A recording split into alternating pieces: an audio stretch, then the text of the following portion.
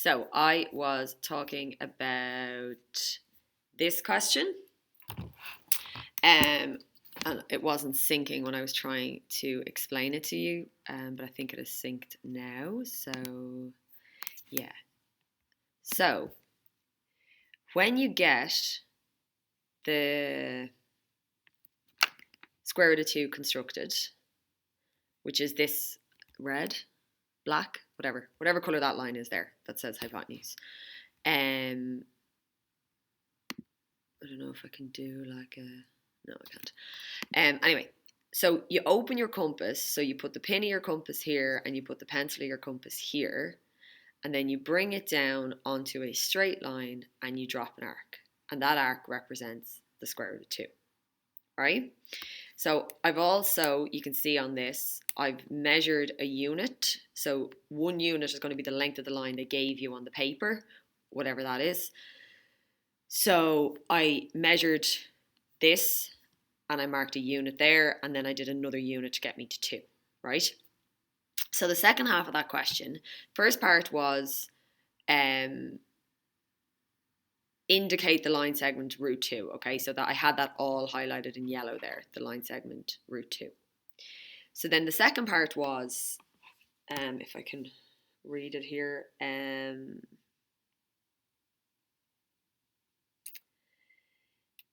hence indicate a line segment of length square root of 2 minus 1 and label each line segment clearly.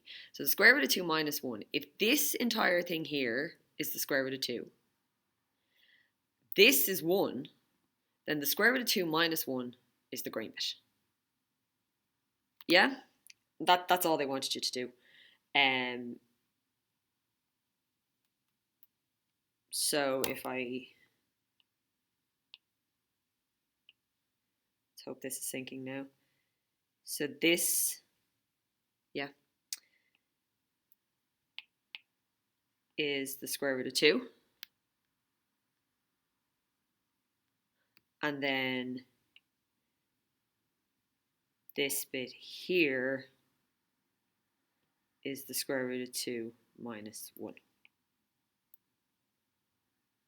Yeah? So that's what they wanted for that one. Right, so let's go back in. Synthetic geometry. Right. This was the question I was saying I want to go through with you, so I'm going to go through that like in class as opposed to on a video. Explain what it is meant to say that the square root of 2 is not a rational number. Okay, so square root of 2 is not a rational number means the square root of 2 cannot be written as a fraction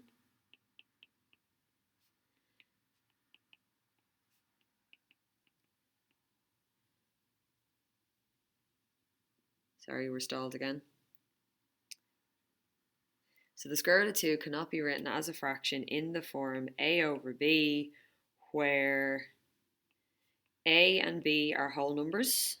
So a and b are integers, and the highest common factor of a and b is 1. So yeah, this means that a and b have to be whole numbers. And this means that the fraction is in its simplest terms. So it can't be divided down anymore. Okay, and that, like, there are variations of the answer. That's the best answer.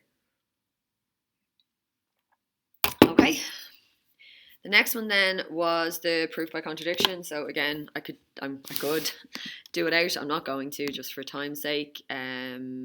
Proof by contradiction. I have both of them here. So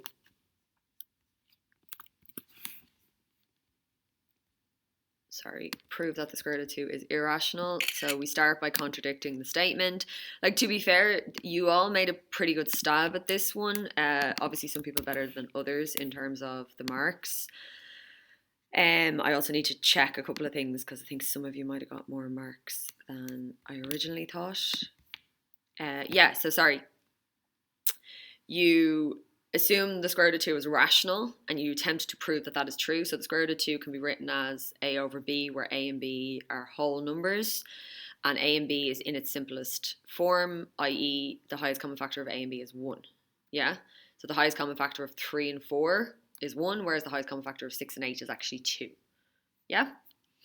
So you start the proof by, I'm going to just get this chunk of it. So you start, we'll go to there. No, I'll go to there. You start the proof by squaring both sides, so it gets rid of the square root. So you get 2, and then this becomes a squared over b squared. Multiply across by b squared, and then you get that a squared is 2b squared. The fact that a squared is something multiplied by 2, that means a squared is divisible by 2. And if a squared is divisible by 2, then a is divisible by 2, so a can be written as 2k.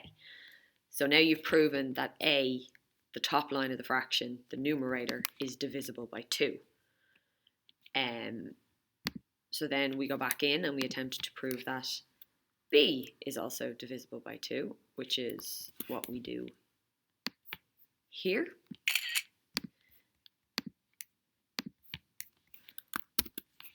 So 2b squared equals a squared, so that's this bit here. And I just replaced the a with 2k, so then it became 2k to be squared. A couple of people got this wrong. You squared the 2, squared the k, so you get 4k squared equals 2b squared. And then you isolate in the b, so you divide across by 2, so you get b squared equals 2k squared. The fact that b squared is equal to something multiplied by 2 means b squared is divisible by 2, and if b squared is divisible by 2, then b is also divisible by 2. So essentially what you've done now is you've proven that both a and b are divisible by 2. Oh, I don't need that. And then you need this bit at the end as well. So all of the parts of the proof are important. So this bit, we attempted to prove that the square root of 2 was equal to a over b, where firstly a and b are an element of z, so we haven't done anything with that. We didn't do anything with proving that they were whole numbers or anything, but we did focus on the second condition, that the highest common factor of a and b needed to be 1. The highest common factor of a and b is not 1, it is 2. Okay, because a is divisible by 2 and b is divisible by 2, so the highest common factor is 2. So we have broken this condition, which means we have not proven what we set out to prove. So therefore, the square root of 2 is not rational, the square root of 2 is irrational, which is ultimately what we were trying to prove, because we were trying to prove that it was irrational by contradicting the rational. All right, so that's that one. And then the last one. So this one was it was a tricky little one. I don't know why, because when you see the solution, it's not that bad, but it took me a minute as well. So we're trying to, it gives you a load of information at the top. So we have that ABCD is a square and that all of these sides are 7.5. 7.5. BC is extended to point E such that CE is 2.5 units. So I'll throw that in as well. I am putting all this in. AE and CD intersect at F. You can see that in the picture. And DG is perpendicular to AE, which is also indicated in the picture. Yeah? So find the area of AED. Okay, so I'll highlight rather than anything else. So AED is that one there.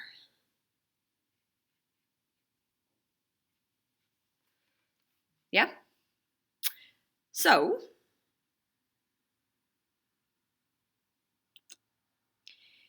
if we can get, let me think about this correctly now. If we can get the area of this, which I think we can because it's a square. So the area of the square is going to be length by width, which is going to be 7.5 by 7.5, which is, I'll figure that out in a second. Yeah? And then if we can get the area of this, which again, we can, that's a right angle there. So we can get the area of the triangle because it's a half the base by the height, which is a half of 2.5 multiplied by 7.5. And again, I will figure that out, as in I'll get an answer now in a sec. Yeah? Okay. And then, yeah. So now, I'll rub this out now, but now I have all of that. Yeah? So if I can figure out what this triangle is there, yeah, if I do the entire red triangle minus the green triangle, I'm left with the yellow triangle. Am I? So I think, so can I get, I think I can get the green triangle. So I'm just going to do the green triangle in like this. Yeah, I can, because this is right angled. So area of the triangle is a half the base by the height. So it's half. Now the base is the whole way across, so it's 7.5 plus 2.5, so that's 10. So it's half of 10 multiplied by 7.5. Yeah? And I think if we do the square plus the triangle and then minus the other triangle, I think we are left with,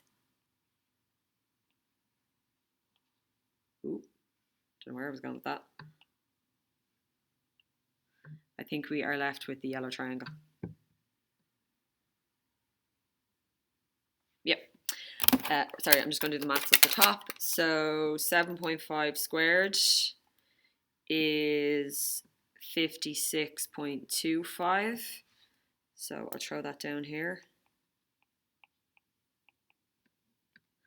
And then 2.5 multiplied by 7.5 divided by 2 is 9.375. So I'll put that down here.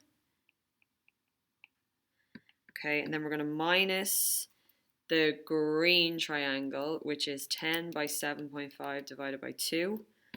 So that is 37.5, 37.5. And then the answer should be the answer, as in it should be the area of the yellow triangle. So 56.25 plus 9.375 minus 37.5 is 28.125 units squared. Yeah? I just want to show you, I'm just going to try and get the, can I get the triangle again? Sorry, bear with me for a sec. Oh, that's the last one.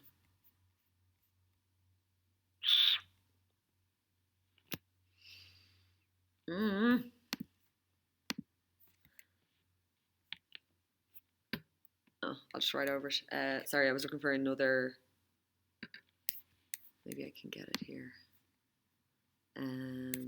Maths exams, senior cycle. Sorry, bear with me. I literally just want, that's the solutions. I literally just want another triangle to show you the other way I figured out to do it. A couple of people came close to this and I couldn't figure out what they were doing, and then I kind of sat down to do it, and it does actually work.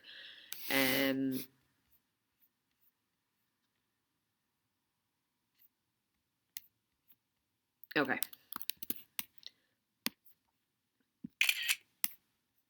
So I'm going to throw this in over here.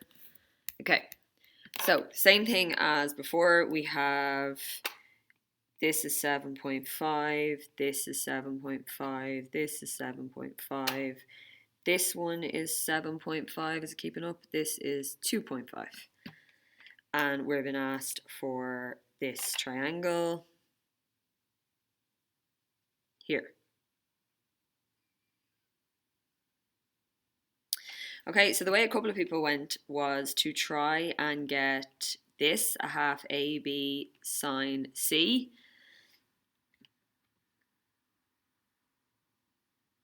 Oh, come on, don't stop now.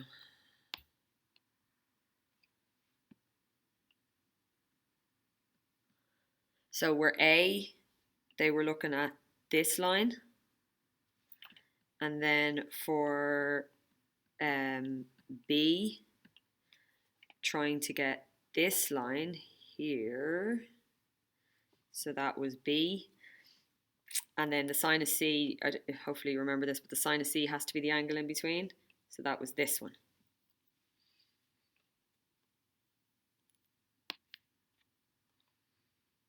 Hang on. There you go. Right? Okay. So we can get that B if we use this triangle, the ABE triangle. Yeah? So if we take that triangle, so that's E, that's B, that's A, that's 7.5, and then this one down here is 10. Sorry, it's very slow for some reason.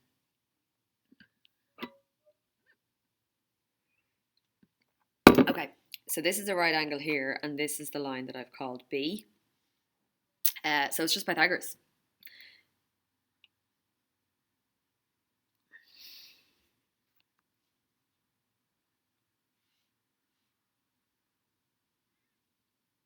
Okay, so I have B squared equals 7.5 squared plus 10 squared.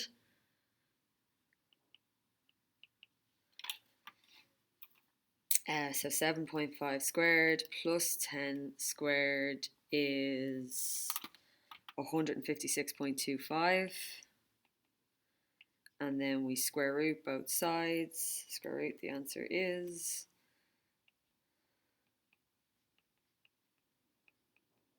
so I get 12.5.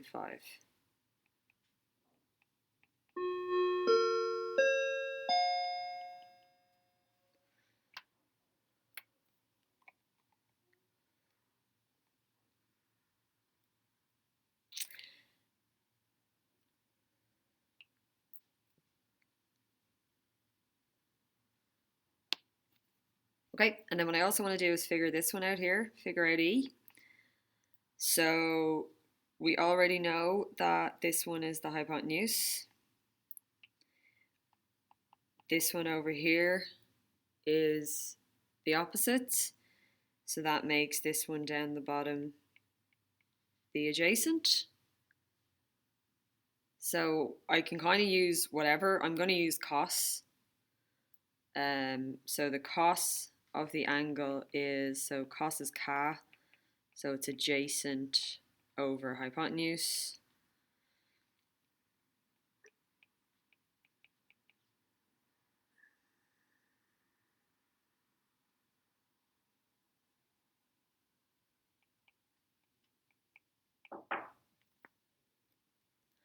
So it's adjacent over hypotenuse, which is 10 over 12.5. So then I'm going to inverse cos 10 over 12.5, which is 36.9 degrees is what I'm getting there. So then that, if I bring it back up here, that is this. So this is 36.9 degrees. Yeah? Now, because ABCD is a square, then AD and BC are parallel, which means I can get an alternate angle. See it there? Your Z? Yeah? So if that angle is 36.9, then this angle is 36.9. And then I have everything I need to fill in this formula. So A is a half 7.5 B is now 12.5 because I figured it out. And then the sine of 36.9. And then hopefully that works. So the sine of that answer multiplied by 12.5 multiplied by 7.5 divided by 2. And you get 28.125 units squared, which is the same as what I got before.